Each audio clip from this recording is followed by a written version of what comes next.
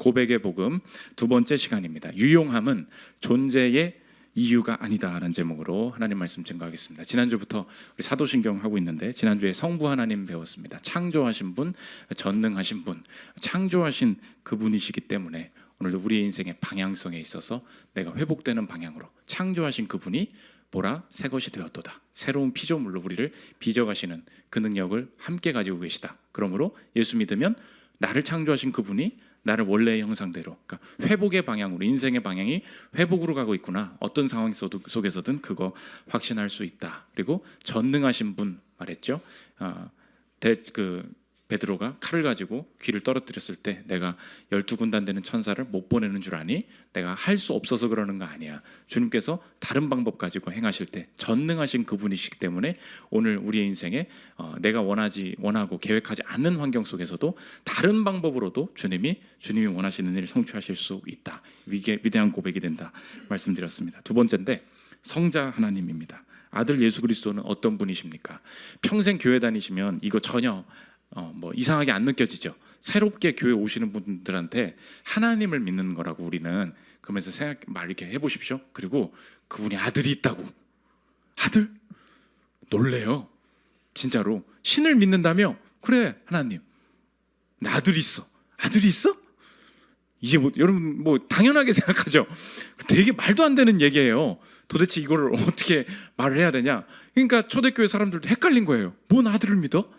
이게 되는 거죠. 도대체 아들이라는 개념이 자꾸 이게 인간적으로 해석하다 보니까 여기서 온갖 이단이 잘 나오게 되는 건데 예수 그리스도 어떤 분이신가 살피도록 하겠습니다. 첫째로 살필 것은 독생자 예수입니다. 오늘 예수 그리스도를 표현하는 가장 중요한 본문입니다. 가장 중요한 이 표현 단어가 나오는데 독생자라는 것입니다. 16절 한번 보십시오. 하나님이 세상을 이처럼 사랑하사 독생자를 주셨으니 이는 그를 믿는 자마다 멸망하지 않고 영생을 얻게 하려 하심이라. 계속 한번 띄워주십시오.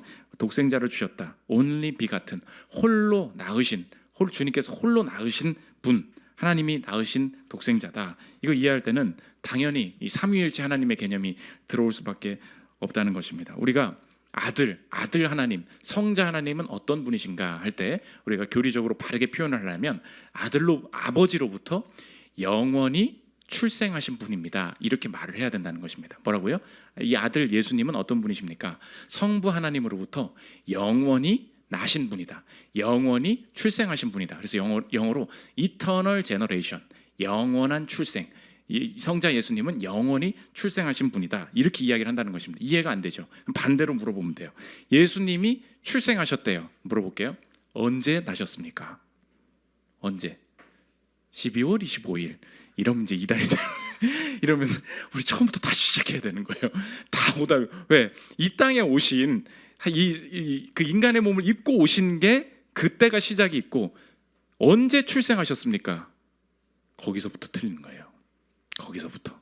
평생 교회 다녀도 이게 개념이 없는 거예요. 다시 물어볼게요. 예수님은 성부 하나님으로부터 영원히 출생하신 분입니다. 나 때문에 언제 났냐고 바로 물어볼 거 아니에요. when? 언제예요? 틀렸죠. 시간이 없죠. 왜요? 시간도 창조되기 전 영원에서 나신 분이기 때문에. 그래서 니케아 신경에서 이렇게 고백하는 거예요. 이런 문장들을 딱딱 기억하고 있어야 돼요. 띄워주십시오. 나셨으나 창조되지 않으셨다. 예수님은 그런 분이시라는 거예요. 예수님이 이 땅에 오시기 전에도 영원전부터 존재하셨죠. 그런데 그분은 어떤 분이시냐? 시간 속에서 아버지가 먼저 있었고 그 다음 아들이 있는 게 아니라는 거예요. 아버지 하나님이 계셨고 영원 전에 성자 예수님을 영원히 출생하셨다고. 이터널 제너레이션. 그러니까 시간의 개념이 들어올 수가 없는 거죠. 나셨다 할 때 그러므로 여기서 이단이 나오죠. 예수님은 어떤 분이에요? 창조되신 분이라는 거예요. 창조주 하나님이 아니고 그럼 예수님도 뭐가 됩니까? 피조물이 되는 거죠. 여기서 이단이 다 나오는 거예요. 우리가 그래서 이 고백이 왜 중요하냐? 성부 하나님이 계십니다. 성자 하나님은 어떤 분이십니까? 영원한 출생, 영원전부터 나신 분입니다. 그래서 나셨으나 창조되지 않으신 분입니다. 이렇게 고백을 해야 된다는 것입니다. 문제는 뭐냐? 이 아들이라는 말 때문에 당연히 우리가 인간적으로 이것을 자꾸 받아들이려고 하다 보니까 성부 하나님이 대빵이고 아들은 그 밑에 있고 써보고 가지고 밑에 와가지고 이런저런 일을 많이 다 하고 그분은 이제 일을 해주시는 분이다. 이렇게 하나님을 잘못 이해할 수 있다는 것입니다. 이 아들의 개념이 다 우리 인간적인 개념으로 돌아오게 해서 그런데 당연히 이 아들이라는 말 속에는 열등함이 담겨 있는 게 아니다. 그래서 성부로부터 성부 하나님으로부터 성자 하나님이 나오셨어요. 그럼 몇 개가 된 거예요? 2개가 된 거죠. 그러면 이제 성령 하나님도 계시잖아요. 그러면 1 더하기 1은 뭐예요? 귀요미 이거 아니고 1 더하기 1은 어떻게 돼야 돼요? 그럼 2가 되는 거냐? 여기서부터 다신론이 나오는 거예요. 그럼 니네는 뭐 믿냐? 여러 하나님을 믿네. 이렇게 또 가는 거예요. 이제 그러니까 이게 삼위일체를 50년을 교회 다녀도 힘든 거지. 어떻게 이해를 해야 됩니까? 일단 우리가 하나 했죠. 영원히 나신 분이다. 여기서 문제예요. 하나님으로부터 하나님이 나오셨어요. 그러면 1 더하기 1이 하나 더 생겼잖아. 이해해요? 1이라고. 이게 그래서 이 세상에는 없는 존재라는 거예요. 되게 재밌는 예를, 반대의 예를 보면 딱 이해가 됩니다. 황금 조각, 이게 어떤 사람이 황금 조각, 이 삼위일체를 이해하고 싶은 거예요. 내가 목사님, 어거스틴한테 말한, 어거스틴 목사님 내가 이해했습니다. 내가 말해볼게요. 기가 막힌 비유가 있다는 거 들어보십시오. 황금 조각상이 있다는 거예요. 황금으로 조각상을, 사자 조각상을 딱 만들었어. 근데 그거를 3개를 만들어 놨다는 거예요. 근데 형태와 모양이 다 똑같아. 보세요. 하나로 다 똑같은데 다 3개로 존재한다고. 한 본성이신데, 한 본성이신데 세 위격으로 계시다고. 성부 하나님, 성자 하나님, 성령 하나님. 맞습니까? 틀립니까? 이거 맞죠? 그랬더니 틀렸다는 거예요. 왜 틀렸습니까? 어거스틴 대답합니다. 여기 답이 있어요. 들어보십시오. 동등한 조각상 셋에 사용된 황금을 모두 합치면 어떻게 돼요? 하나에 사용된 황금보다 많고 3이 되니까. 그렇죠? 하나에 사용된 황금이 2에 사용된 황금보다 적습니다. 그래서 이건 삼위일체가 아니라는 거예요. 그럼 이거와 반대로 생각하면 되겠죠. 하나님은 어떤 분이세요? 세 황금이, 세 위격이 존재하시는데 그분이 모두 다시 하나시래요. 그런데 그 위격에 성부 하나님도 전체로 하나시래요. 성자 하나님도 그 본성에 있어서 동등하시기 때문에 하나시래요. 근데 그 성부, 성자, 성령 하나님이 또 하나로 존재하신대요. 이 세상에 없는 거죠. 그래서 이렇게 표현해야 된다고. 한 하나님이신데 세 위격으로 존재하십니다. 다 황금 합치면 셋이 되는 게 아닙니다. 이어서 들어보십시오. 그러나 하나님의 경우에는 그렇지 않습니다. 아버지와 아들이 함께 하심이 아버지 혼자나 아들 혼자보다 더 많아져요? 2가 돼요? 아니라는 거예요. 더 많은 존재가 아니지만 세 본체 또는 위격들이 함께 하심이 각 위격 혼자와 동등한데 육에 속한 사람은 이것을 이해하지 못합니다. 그러므로 이해가 안 돼. 그러면 난 아직 육에 속했나 봐 라고 하시지 말고 이 상황, 이 진리를 그대로 받아들이면 된다는 것입니다. 그러므로 이렇게 이해하면 돼요. 하나님은, 예수 그리스도는 어떤 분이십니까? 띄워주십시오. 참 하나님으로부터 나온 참 하나님. 이게 신비라는 거예요. 복제되지 않아요. 또 하나 2가 되는 게 아니라고. 참 하나님으로부터 그 본성 그대로 참 하나님이 영원전에 출생하신 분이라는 거예요. 그래서 이게 유명한 고백이에요. 참 하나님으로부터 나온 참 하나님. 그래서 이분들은 서로 나뉘어진다. 33%는 이쪽으로 가고 33%는 이쪽으로 가고 33%는 성령한테 가고. 그거 아니라는 거예요. 본성이 결코 나뉘어질 수 없다. 마지막으로 들어보십시오. 삼위일체에서 하나님의 본질은 이런 식으로 작용하지 않는다. 하나님의 한 본질은 나뉠 수 없고 부분들도 없다. 하나님의 본질이 세 부분으로 나뉘어 세 위격을 형성하는 게 아니라는 거예요. 오히려 세 위격은 본질이 하나이며 각각은 동일한 본질의 실제이고 한 본질의 부분이 아니라 전체를 갖는다. 세 개를 합쳐도 한 분, 그 한 분도 한 분, 전체의 한 분, 이렇게 말한다는 것입니다. 마지막 안셀름, 아까 마지막에는 또 마지막이네. 들어보십시오. 만일 하나님으로부터 나오시는 하나님이 있다면, 이거 예수님 말하는 거죠. 전체 하나님으로부터 나오신다. 하나님께는 부분들이 없기 때문이다. 이게 예수님이시라는 거예요. 그래서 다시 물어볼게요. 예수님 언제 태어나셨어요? 12월 25일. 이제 옆에 저기 큰은혜 교회로 가시면 돼요. 다시 영원 전부터 존재하셨습니다. 영원한 출생, 영원히 성부께로부터 나신 분입니다. 시간이 없을 때. 그러나 그분은 참 하나님으로부터 나오신 참 하나님이십니다.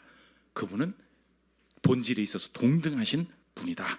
이게 우리 주 예수 그리스도. 그래서 only begotten, 유일한 독생자, 예수 하나님으로부터 영원히 나신 분은 그분밖에 없다는 거예요. 그게 3장 16절 예수님의 위대한 고백이 된다는 것입니다. 두 번째, 적용인데 이게 적용이 되겠습니까? 그래서 제가 이번 주 힘들었어. 첫 번째, 무엇을 내가 삼위일체 하나님 그리고 영원한 이 성자 예수님을 믿을 때 내 삶이 어떻게 바뀌게 되냐. 첫 번째인데 단순함이 생기게 된다는 것입니다. 단순함은 뭐냐? 하나님의 속성을 표현할 때 simply God simplicity 이렇게 얘기합니다. 하나님은 어떤 분이십니까? 하나님은 사랑이십니다. 하나님은 지혜가 있으신 분이십니다. 이야기할 때 하나님은 단순한 분이십니다. 이렇게 얘기해요. 이 교리적인 언어예요. 단순하다는 게 뭡니까? 우리가 인간을 표현할 때 야, 너 참 단순하다. 이거 뭐예요? 네 초딩이라는 거죠. 너 참 인간의 그 사고가 참 짧다. 그럴 때 단순하다는 말을 쓰죠. 하나님이 단순하시다 하는 말은 하나님 쿨해. 죽이면 죽이고 살리면 살려. 이런 뜻의 단순함이 아니라는 거예요. 하나님이 단순하십니다라는 고백은 어떤 뜻입니까? 하나님은 본성이 나뉘어지시는 분이 아니라는 거예요. 무슨 말이냐? 하나님은 사랑이 있으셔가 아니라는 거예요. 우리가 하나님을 뭐라 그래요? 하나님은 사랑이시다. 하나님의 어떤 부분에 사랑이 조금 있는 게 아니라는 거예요. 하나님이 사랑이시죠. 하나님이 지혜이시죠. 하나님 그분이 그냥 그거라고. 그게 단순함이에요. 하나님 안의 성품은 하나님 안에 있는 게 뭐가 이렇게 나눠지는 게 아니라고. 표현을 들어보십시오. 하나님 안에 있는 전부가 하나님이시다. 아까 그 하나님은 사랑이시다 얘기를 설명을 합니다. 들어보십시오. 매튜 베렛이라는 교수님이 한 얘기예요. 성경은 단지 하나님이 사랑을 소유하신다라고 말하지 않고 하나님은 사랑이시다라고 말한다. 하나님은 단지 선한 행위들을 하시는 게 아니다. 하나님은 선이시다. 바꾸어 말하면 하나님의 속성들과 그분의 본질이 서로 다른 게 아니라 하나님 안에 모든 것이 하나님이시다. 하나님의 단순하심을 고백하잖아요. 우리 인생이 단순해져요. 여러분은 그 하나님에 대한 믿음을 가지고 있을 때 여러분 한번 적용해 보겠습니다. 우리가 주님의 복을 누리기를 원할 때 부분적으로 파편적으로 구별된 접근을 할 때가 있다는 것입니다. 하나님, 지혜가 필요합니다. 하나님, 돈이 필요합니다. 하나님, 내 인생에 좀 기쁨이 회복됐으면 좋겠습니다. 이렇게 얘기하죠. 이거 다 뭐예요? 다 내가 원하는 것들 중에 부분이죠. 다 부분이라고. 특별히 그래서 하나님 중에 이 모든 성도들이 앉아있을 때 그 하나님 중에 원하는 부분들이 다 다르다고. 우리가 이렇게 교회에 나온단 말이에요. 그런데 그 모든 다양한 니드를 가지고 나왔을 때 하나님의 대답은 언제나 한 가지라는 거예요. 어떻게 됩니까? 주님을 만나는 거, 그 존재를 대면하는 거, 그 전체의 그 모든 속성도 그 속성이 그 본성이시고 그 본성을 만나면 그 속성도 만난다는 거예요. 그래서 신기하게 예배를 드리잖아요. 그분을 만났대. 근데 삶에서 나타나는 건 가지각색인 거예요. 그분을 만났대요. 분노가 줄어요. 그분을 만났대요. 우울함에서 회복돼요. 그분을 만났대요. 진로가 열려요. 그걸 기도하지 않았다고요. 그런데 예배 때 주님을 높여요. 그분이 내 주님이시다 찬양해요. 그럴 때 우리 인생이 느끼게 되는, 경험하는 게 무엇입니까? 그 교리적인 굉장히 중요한 거예요. Simply God. 하나님의 단순하심. 하나님이 굉장히 1차원적으로 사고하신다는 게 아니에요. 그 분이면 된다고. 왜? 속성이 본성이시고 본성 안에 속성이 다 그 전부로 계시기 때문에 사랑을 이 땅에 정말 깊은 사랑을 느끼기를 원합니다. 사랑에 대해서 공부하는 게 아니에요. 주님 만나면 그게 느껴져요. 그 지혜를 알기를 원해요. 지혜만 달라고 구할 게 아니에요. 오늘 그래서 내가 자꾸 이렇게 다음 넥스트 스테이지에 오늘 지금 내 인생에 다음 단계에 지금 필요한 부분들이 다 많잖아요. 진로의 인도하심이 필요한 사람도 있지만 결혼이 지금 급한 사람도 있고 돈이 없는 사람도 있고 이 질병 도대체 어떻게 해야 될지 내 마음이 너무 우울하고 너무 많단 말이에요. 그러니까 자꾸 사람들이 뭘 하는지 아십니까? 목사 설교가 나한테 다가오질 않는데 왜? 나는 너무 이렇게 고차원적인 생각 이걸 풀어내야 되는데 목사님 자꾸 딴소리를 한다는 거야. 그래서 뭔가 여기에 딱 맞는 말을 해줄 사람을 찾아다니겠다는 거예요. 못 찾아요. 왜요? 넌 지금 하나님 찾고 있거든. Simply God. 주님 만나잖아? 그것도 해결이 돼.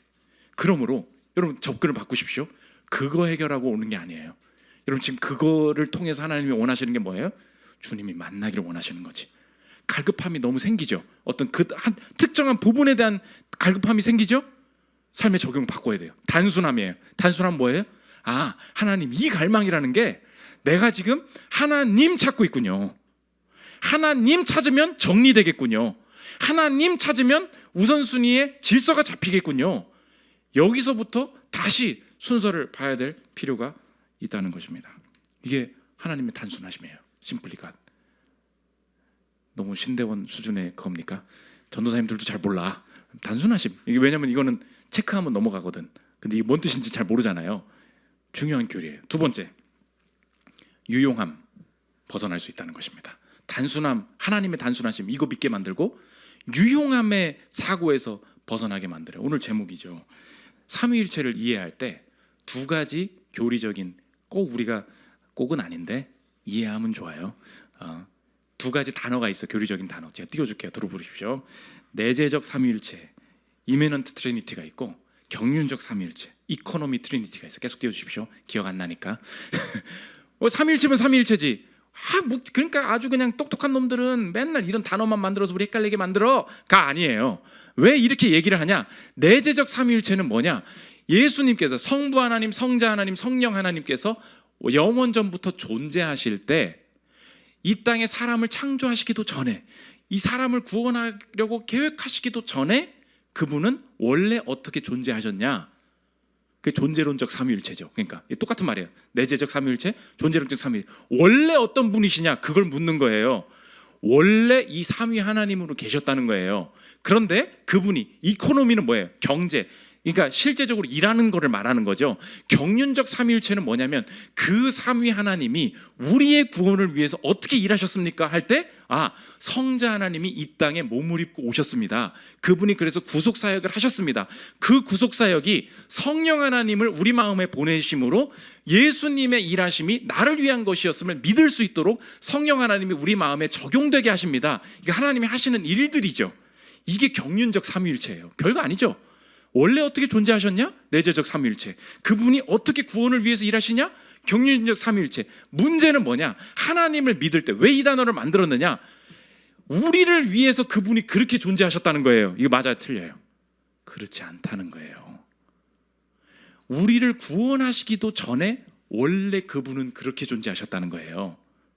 그런데 우리가 하나님을 이해할 때 어떻게 받아들여요? 우리 인생에 우리의 구원을 위해서 한 하나님을 보내셔야 됐기 때문에 어쩔 수 없이 하나님은 삼위일체로 계셨다는 거예요. 그러면 뭘 위한 거예요? 경륜적 삼위일체를 통해서 이를 위해서 이렇게 존재하셨다는 거죠. 아니에요. 태어나시기도 전에 우리가 죄짓기도 전에 원래 그렇게 존재하셨다고. 우리를 위한 게 아니라고. 존 길 영국 목사님입니다. 들어보십시오. 단 한 피조물도 창조되지 않았더라도, 단 한 영혼도 구원받지 않았더라도, 단 한 죄인도 성화되지 않았더라도 하나님은 지금의 그분 그대로이며 새 위격으로 계시는 한 분 하나님이셨을 것이다. 이거라는 거예요. 목사님 그게 뭔 소용인데요? 봐봐요. 여러분 지금 소용을 찾잖아. 그게 내 삶에 뭔 소용이냐고. 이걸 묻는 게 굉장히 잘못된 일일 수 있다는 거예요. 하나님의 단순하심을 믿죠. 그 다음에서 벗어나야 될 게 뭐라고요? 유용함에서 벗어나야 된다고. 우리가 신앙생활할 때 있잖아요. 그분은 이런 분이십니다를 높이는 걸로 끝이에요. 그게 우리 인생의 목적이라고. 그런데 그렇게 계신 하나님이 내 인생을 어떻게 이끄실 건데요? 이게 내 인생의 메인 주제야. 평생의 즐거움을 누릴 수 없다는 거예요. 왜요? 오늘 설교는 적용이 안 되네? 오늘 찬양이 별로야. 이 말씀은 내 삶이 뭐 의미가 없어. 왜? 내 삶이랑 와닿지가 않거든. 그러므로 필요한 거를 내가 취할 거야. 그때 우울하네? 요 설교를 들으면 되겠다. 이게 지금 뭐가 먼저예요? 이코노미가 먼저죠. 내가 원하는 걸 달라고. 그분이 어떻게 존재하시는지는 상관없어. 그럼 하나님은 나한테 어떤 존재가 됩니까? 유용한 존재가 되죠. 하나님을 그렇게 보는 방식대로 내 인생과 내 주변도 보게 될 거라는 거예요. 여러분, 내 자신을 어떻게 규정하고 계십니까? 내가 이 땅에서 오늘 기도했잖아요. 쓸모가 없죠. 그렇잖아요. 나이가 들었잖아. 이 정도 급여를 받으면 좋게 해야 되는 줄 아는 사람인 거잖아요. 세상이 지금 나한테 그렇게 말을 하고 있잖아요. 그러면 이거 말고 굳이 살 이유가 있나? 내가 돈을 벌어야 되기 때문에 어쩔 수 없이 이렇게 살잖아요. 다 모든 판단이 뭐예요? 유용함이라고. 그런데 하나님께서 주님을 높이라 하실 때 뭐라고 하냐면 경륜적 삼위일체 때문에 주님을 높이는 게 아니라는 거예요. 그분은 어떤 분이신가? 그걸 찬양하는 게 우리 인생의 목적인 거예요. 이게 우리 인생에 적용돼도 마찬가지죠. 내 주변 사람을 바라봅니다. 아내는 누구예요? 애 키워주는 존재. 내가 외로우니까 옆에 있어줘야 되는 존재가 아니고 아내이기에 사랑하는 거예요. 여기서부터 시작이라고.